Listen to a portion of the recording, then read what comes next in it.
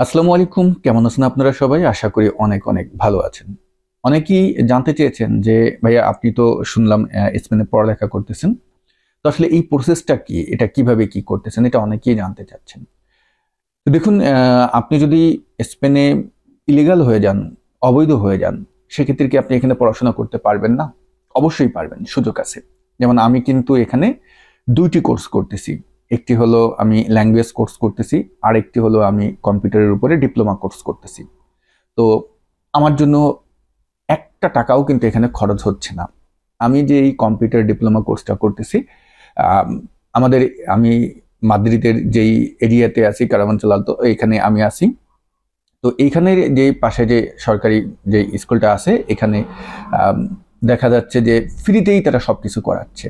আমি যে computer diploma কোর্সটি করতেছি যেখানে, তারা কিন্তু আমাকে ফ্রিতে একটা ল্যাপটপও দিয়েছে যতদিন পর্যন্ত আমার এই কোর্সের মেয়াদ থাকবে।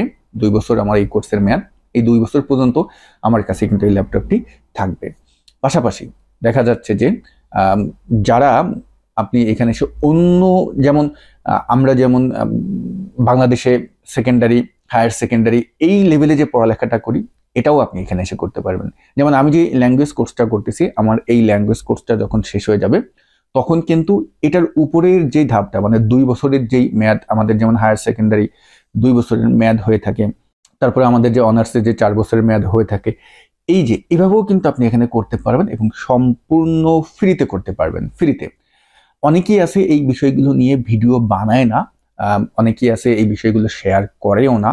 তবে আপনাকে এই যে আমি যে লেভেলগুলো বললাম, যেমন কম্পিউটারের যে ডিপ্লোমাটা আছে, এইখানে আপনাকে যদি অ্যাডমিশন নিতে হয়, অ্যাডমিশন আপনি নিতে পারবেন, কিন্তু স্পেনের যে ভাষা, এই ভাষাটা সম্পর্কে আপনাকে ভালো জানা থাকতে হবে।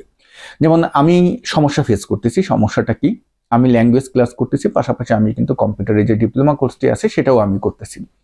এখন হলো কি, আমি প্রথম যখন কম্পিউটার ডিপ্লোমা কোর্সে আমি গিয়েছিলাম, তখন কিন্তু আমি আমার যে টিচার সে কিন্তু যে কথা বলতেছিল আমি সব বুঝতে পারতেছিলাম না। বাট আমি তার যেই প্রজেক্টরে যে সে যেই ব্যাপারগুলো দেখাচ্ছিল, যা দেখাচ্ছিল এগুলো দেখে দেখেই কিন্তু আমি বুঝতেছিলাম। আমি ট্রান্সলেট ওপেন করে রেখেছিলাম সেগুলো। দেখে দেখে আমি কিন্তু ক্লাসটা কন্টিনিউ করতেছিলাম। কিন্তু একটা সময় গিয়ে যখন টিচার আমার কাছে জানতে চাচ্ছে, এখানে প্রফেসর বলে, তারা আমার কাছে যখন জানতে চাচ্ছে, আমাকে কিছু প্রশ্ন করতেছে, আমি কিন্তু সমস্যায় পড়ে গিয়েছিলাম। তো এই প্রেক্ষাপটে হলো কি যে আপনি আগে ল্যাঙ্গুয়েজ কোর্সটা কমপ্লিট করবেন। যেমন ল্যাঙ্গুয়েজ কোর্সটা হয় এখানে ৪ মাসের আছে, ৬ মাসের আছে, ১ বছরের আছে। এই কোর্সটা কমপ্লিট করবেন। এই কোর্সটা কমপ্লিট করে যখন ল্যাঙ্গুয়েজটা আপনি একটা ইন্টারমিডিয়েট লেভেলে আসবেন, তখন আপনি এই সকল যেই ডিপ্লোমা বলেন বা এই যে ২ বছরের যেই আমাদের যেমন হায়ার সেকেন্ডারি বলি, এই যেই আপনার কোর্সগুলো আছে, এখানে আপনি অ্যাডমিশন নিতে পারবেন। নিলে আপনার জন্য ভালো হয়। আপনি যে নিতে পারবেন না সেটা বলব না, আপনি এসে সাথে সাথেই নিতে পারবেন। কিন্তু যখন ক্লাস চলতে থাকবে তখন কিন্তু আপনি সমস্যা ফেস করবেন। ওকে? আমাদের দেখুন, আমাদের যে ল্যাঙ্গুয়েজ কোর্সটি আছে, এখানে আমাদের এক ছোট ভাই আছে। সে আমাদের এই ল্যাঙ্গুয়েজ কোর্সটাও করতেছে। পাশাপাশি সে যেহেতু এখানে অনেকদিন ধরে আছে, প্রায় ১.৫-২ বছরের মতো হয়ে গিয়েছে সে স্পেনে আছে। সে ল্যাঙ্গুয়েজ কোর্সটাও করতেছে। সে খুব ভালো ল্যাঙ্গুয়েজ কিন্তু জানে। সে স্পেনের মানে ভাষা অলরেডি খুব ভালো জানে, কথা বলতে পারে।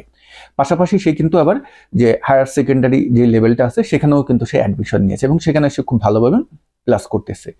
সেটা ২ বছরের মেয়াদে করতেছে এবং আপনি ২ বছর, ৩ বছর, ৪ বছর এখানে পড়ালেখা করতে পারবেন। এটায় আপনার কোনো বাধা নেই এবং সম্পূর্ণ ফ্রিতে করতে পারবেন। একটা টাকা এখানে প্রয়োজন হয় না।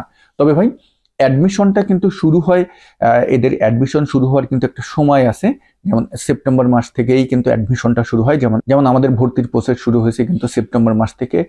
কিছু কিছু আম যেই স্কুলগুলো আছে সেখানে যদি আপনি যান, সেখানে দেখবেন তারা তাদের যে নোটিশ বোর্ড আছে সেখানে কিন্তু অ্যাডমিশনের টাইমটা টানিয়ে দেয়। এখন এই যে স্কুলগুলো, এগুলো আপনারা কোথায় পাবেন? যেমন আপনি যদি লাভা পিএসে যান, বাংলাদেশের, আমি যেহেতু মাদ্রিদে আছি মাদ্রিদের কথা বলতে পারি, লাভা পিএসে গিয়ে লাভা পিএসের ওখানে অনেক কম্পিউটারের দোকানগুলো আছে, সেখানে যদি যান তারা কিন্তু এই ইনফরমেশনগুলো দিতে পারবে এবং সেখানে গিয়ে আপনি কিন্তু তথ্যগুলো কালেক্ট করতে পারবেন। তো আপনাদের সুবিধার জন্য আমি যে কাজটি করব, যে আমি যেখান থেকে আসলে পড়ালেখা করতেছি, আমি যেখানে কম্পিউটার ডিপ্লোমাতে অ্যাডমিশন নিয়েছি এবং ল্যাঙ্গুয়েজ কোর্সে আমি অ্যাডমিশন নিয়েছি, সেই যেই স্কুলটি আছে তার যে ওয়েবসাইট লিঙ্কটি আমি সেটা এখানে এই ভিডিও ডেসক্রিপশন বক্সে দিয়ে দিব। যারা মাদ্রিদে আছেন, মাদ্রিদে যারা পড়ালেখা করতে চাচ্ছেন, তারা চাইলে এখানে ক্লিক করে বা এই লোকেশনে এখানে এসে কিন্তু আপনারা তাদের নোটিশ বোর্ডে যেগুলো টানানো আছে অ্যাডমিশন যেই প্রসেসগুলো আছে সেগুলো দেখে নিতে পারেন।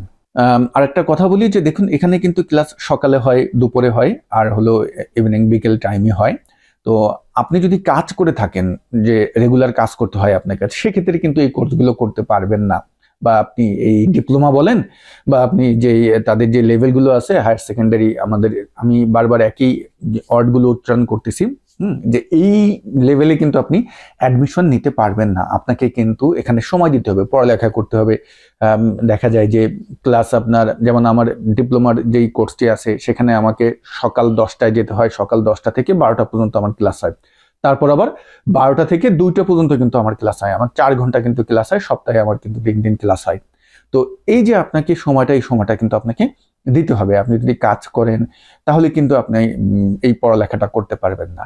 এই পড়ালেখা করার একটা সুবিধা আছে, একটা সময় গিয়ে কিন্তু এই সার্টিফিকেটগুলো আপনাকে খুব ভালো একটা সাপোর্ট দিবে। এবং এটা কিন্তু আমরা বাংলাদেশেও দেখেছি যে বাংলাদেশে যাদের এডুকেশনাল কোয়ালিফিকেশন থাকে তারা কিন্তু কিছু হলেও সম্মানজনক কিছু কিন্তু ভালো কিছু করতে পারে।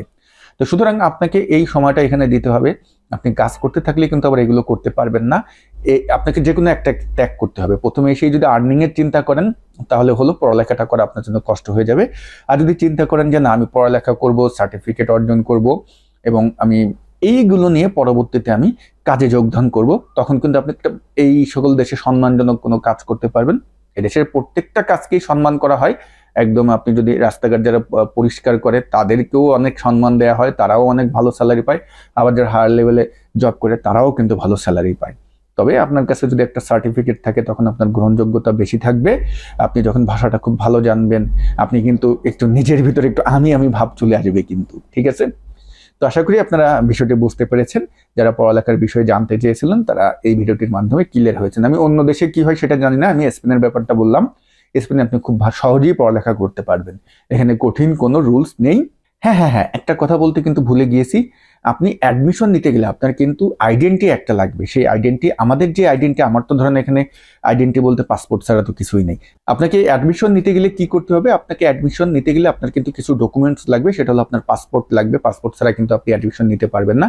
পাশাপাশি অনেক স্কুল আছে তারা কিন্তু যে আপনার এমপাদ্রমেন্টর যে ডকুমেন্টসটা আছে, আপনি কোথায় আছেন, কোন জায়গায় থাকতেছেন, এটাও কিন্তু তারা চেয়ে থাকে। তো যদি ভিডিওটি ভালো লেগে থাকে একটি লাইক দিবেন, আপনার মূল্যবান মতামত শেয়ার করতে কিন্তু ভুলবেন না, এবং কোন বিষয়ে আপনারা নেক্সট ভিডিওগুলো চান কমেন্ট করবেন। আশা করি আমি সেই বিষয়গুলো নিয়ে ভিডিও তৈরি করব। সবাই ভালো থাকবেন। আসসালামু আলাইকুম।